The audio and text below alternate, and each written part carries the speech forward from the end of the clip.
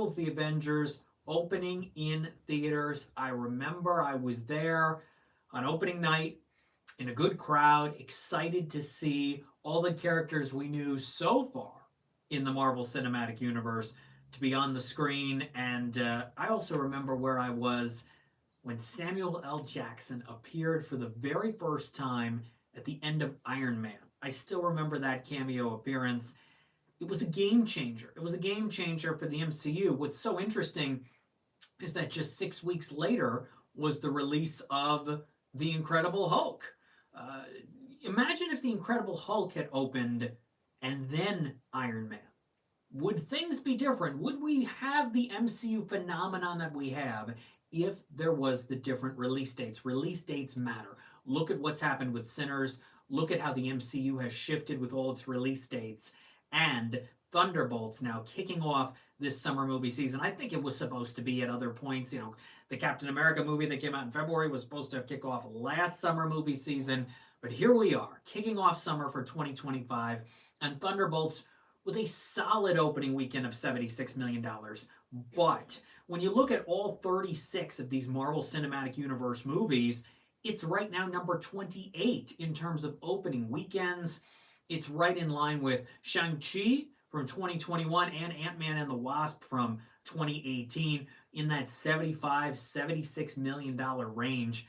Shang-Chi, I think, benefited from the fact that a lot of families went to see it as well the next day. It had a $20 million Labor Day back in 2021. It was a big movie at drive-ins. I went to see it at a drive-in. Ant-Man and the Wasp was, kind of middle of the road in terms of impact. All the Ant-Man movies really middle of the road in terms of impact in the MCU. And now here's Thunderbolts. And this is going to lead us into Fantastic Four, which will lead us into the next Avengers movie, which is being filmed right now. I still don't believe that they can film this Avengers movie in a year. I really am thinking, gosh, maybe it's going to take some time for this Avengers movie to actually get made and released. So, fingers crossed, and Marvel and Disney will try to rush it out for next summer, the start of the season. But I'm not so sure. We'll have to see. But for now, Thunderbolts with that asterisk is at $76 million. It was difficult for me to try to emotionally attach myself to these characters, another group of misfits, especially when none of them are dynamic. And it's a movie that's very average and then has an ending that just doesn't work, and then another ending on top of that. So, not a great experience to see Thunderbolts, kind of depressing. I mean, a lot of the movie's a drama, and I came out of it depressed. It's a dreary movie. So it kicks off the season much better than what happened with The Fall Guy last year. And the thing about The Fall Guy, I think, was that a lot of people, when Captain America moved, 9 months, got delayed, and Deadpool and Wolverine decided it wasn't going to open in May. It had to go to July because of the actor strikes. I think a lot of people said, oh, please, Fall Guy, please do really well. And it did okay for an action rom-com. It did $92 million with an opening weekend of only 28, which was low, very low. But we all put these expectations on this movie that was really destined to be a March release, a spring release. And so I think, even though I didn't care for The Fall Guy, it did what it did. Summer got going, much more with Inside Out 2, Deadpool and Wolverine, several other films last year. And now, if people are underwhelmed by this $76 million for Thunderbolts, you have to understand a couple things. Number one, I don't think the movie was going to hit $100 million. It might have come close, but Number two, from Memorial Day on, this summer movie season is going to be fantastic when it comes to the box office. You kick off with Lilo and Stitch and Mission Impossible, Karate Kid, Ballerina, How to Train Your Dragon, Elio, 28 years later, Megan 2.0, F1, Jurassic World, Superman, Smurfs. There's a few others mixed in. Then Fantastic Four. Then Bad Guys 2, Naked Gun, Freakier Friday, Weapons, which is getting a lot of attention, Nobody 2, and then you're into the end of August. That's one or two a week, straight through, May 23rd onward. My sister-in-law is in Avengers, says Pete Crooks. Oh, okay. Maybe that's interesting. We'll see. Pee Wee Herman has a new documentary. Paul Rubens, the legend, the late legend. I have screened it. Speaking of May 23rd, that's when that comes out. Pee-wee as himself on HBO and Max. I have screened both parts. It totals 3 hours and 20 minutes. It is a very emotional, hefty, in-depth look at the life and career of Paul Reubens. He looks directly into the camera, like I'm doing now, and guides you kind of calmly. And then you see in part two the layers and more of what unfolds. Why his relationship with the director of the film of this documentary was very interesting. How the movie is about creativity, having control, and time and life and lots of things. And it's really one of the highlights of the year. If you are a fan of Pee-wee, of what that character stood for, the movies, the show, the Broadway shows, all of that, you got to watch Pee-wee as himself. It's on HBO and Max May 23rd. I've also seen The Last Rodeo, which comes out May 23rd. That's the Angel Studios alternative option to Mission Impossible and Lilo and Stitch. And it's this bull riding drama that's, well, a little guilty pleasure in spots, a little comedic in spots, especially in the second half, but it has some effective dramatic moments in places, but it tries a little hard to move you emotionally. So those are two May 23rd movies I've already seen. And then you have Lilo and Stitch and Mission Impossible, which are going to be gigantic. Next weekend, a little quiet. The following weekend, Final Destination will make some money. Hurry Up Tomorrow comes out. And then here we go, right through summer. So you have Thunderbolts at 76 million. You have Sinners with another 33 million. It's at 179.7 for Warner Brothers, which is fantastic. I mean, this is a movie I keep increasing what I think it's going to do at the box office total. Now I'm thinking it's going to do 240 million.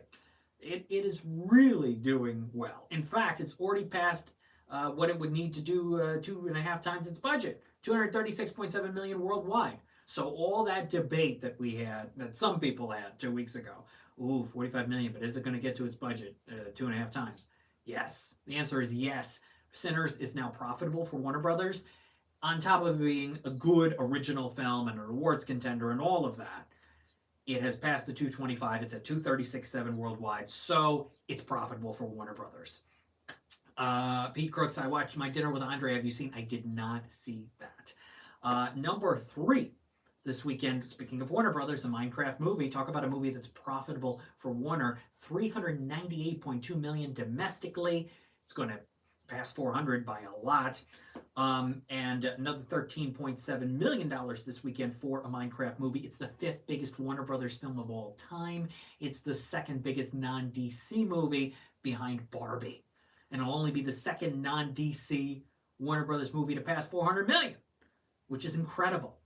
The other films that are ahead of it are Wonder Woman, and not one of the Harry Potters, but Dark Knight, of course, is up there, and something else that's escaping me right now. But, some of the biggest Warner Brothers films of all time have come out in the last couple years. When you look at that non-DC list for top 10 Warner Brothers movies, you have Barbie, you have this, a Minecraft movie, you have Beetlejuice, and you have Dune Part 2. That's 4 movies in a 2-year period that are on that top 10 list.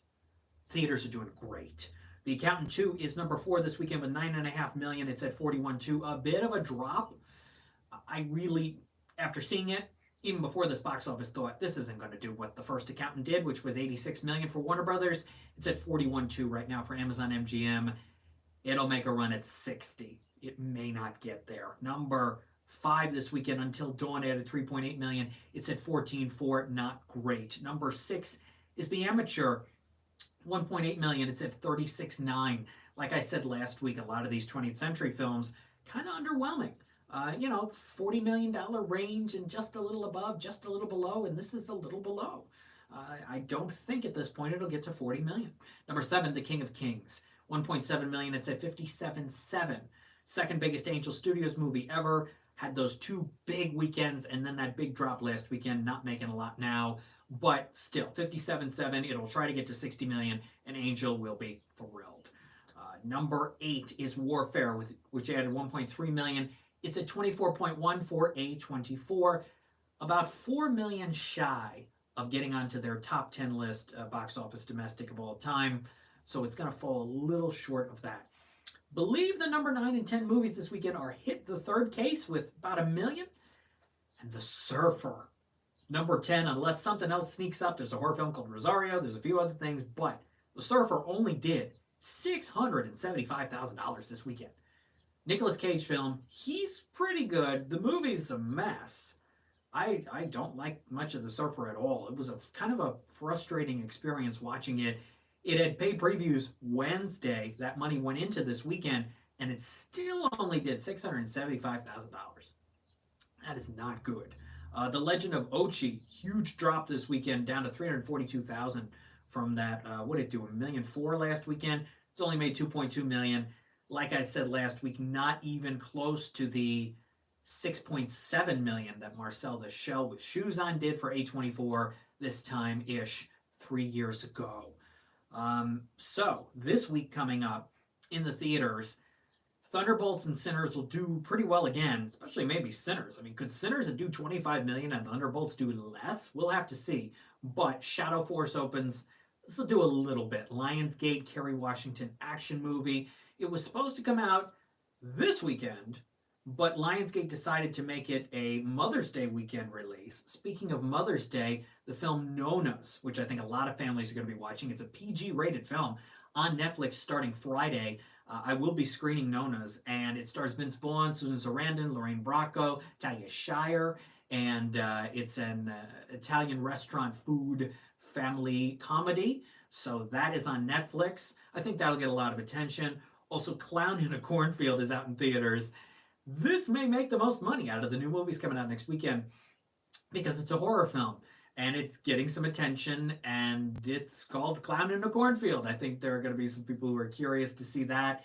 And Fight or Flight, which is Josh Hartnett, airplane action thriller. We've had a lot of those kind of movies in the last 10, 12 years, nonstop, many others. Josh Hartnett coming off of Trap, which did okay, not great. So Fight or Flight is out this weekend. And then in limited release is Friendship, which is Tim Robinson and Paul Rudd. At one point, I think A24 was going to put this out wide, and I think that might have still been the better strategy because they've got it limited this weekend, expanding the 16th, and then going wide on the 23rd. Direct competition with what I've already said, At Home, Pee-wee as himself, in theaters, The Last Rodeo, Lilo and Stitch, and Mission Impossible. So you're going to put that wide directly, even though you could get more attention if it was wide this weekend. I'm not so sure that's going to pay off. I hope it's a funny film, but I'm not sure this strategy is going to work. Also, watch out for June 13th. A lot of movies coming out June 13th. Friday the 13th. A lot of movies. How to Train Your Dragon. Echo Valley is on Apple TV+, but in the theaters as well. Materialists, which I think could do okay for A24. Dakota Johnson. And The Life of Chuck goes wide.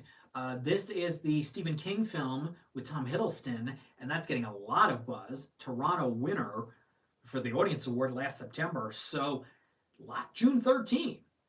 Phoenician Scheme will go wide around that time-ish. The Wes Anderson film, Ballerina Week 2, Karate Kid, a lot happening. June 13th, it looking like a crowded weekend for the theaters. Yeah, so that's where we're at in terms of the box office. Next weekend, I think Thunderbolt's #1 again, but hey, maybe Sinners shocks us all, though it wouldn't be as much of a shocker because it's just keeps doing so well that maybe Sinners is #1. Clown in a Cornfield will do a little bit, Shadow Force and Fight or Flight less, and then we'll see what the per theater average is for Friendship, and a lot of people on social media will probably be talking about Nonas. For more, go to X at LCJ Reviews, Instagram at LightsCamJackson, the website lights-camera-jackson.com. Subscribe to the YouTube channel. We're live every Sunday at noon Eastern with LCJ Live. New episode of Too Fast, Two Films coming soon to toofast2films.com. Mike Sargent and I review Thunderbolts. We talk about some other films. And if you haven't listened to my 34 minutes of 4 months of movies, summer movie preview with Jason Black, that's at lcj.podbean.com. We go through 4 months of films in 34 minutes. We don't hit everything, but we cover a lot of what's going to happen at the multiplex and a little bit at home with the summer movie season. Pete says this morning I watched Werner Herzog's Aguirre, The Wrath of God, okay? And Rob P, thoughts on Warfare compared to Civil War. I haven't seen Warfare. I also haven't seen Another Simple Favor. Amazon MGM did not make screener links available, so that'll be one I catch up on at some point. Another Simple Favor is on Prime Video right now. Jason Black did see it. He had an in-theater screening near him in Oklahoma City, and he thought it was okay, but not as good as the first Simple Favor. And I didn't like the first Simple Favor much, so we'll have to see. But that'll be one I catch up on. Warfare will be one I catch up on. I devoted 2 nights this week to Pee-wee because it's 3 hours, 20 minutes. It's an hour 40 each. And you definitely should make the time to watch Pee-wee as himself. One of the absolute best movies of the year so far. It'll probably be in my top 10 for the whole year. It's really good. It's really good filmmaking. The second act is a little more procedural, but you see why, and then the emotions there, and yeah, there's a lot of layers to Pee-wee as himself. When we're back here next Sunday, we'll take a look at that box office, and we will preview Final Destination Bloodlines coming to theaters, along with Hurry Up Tomorrow, and more as we get into the summer movie season. Thank you, Rob, for saying keep up the great work. I appreciate that. Keep it to the social medias and the websites and everything for more updates on interviews and reviews and more analysis and more coming at you. And the fall TV schedules are coming out pretty soon. I think CBS is going to announce theirs Wednesday. So a lot with fall TV schedules. I'll have some updates and some analysis on that. Summer TV stuff too. Thanks for watching today's episode of LCJ Live. Have a good Sunday. Have a good week. Stay well. And I'll see you next time. Take care. Bye.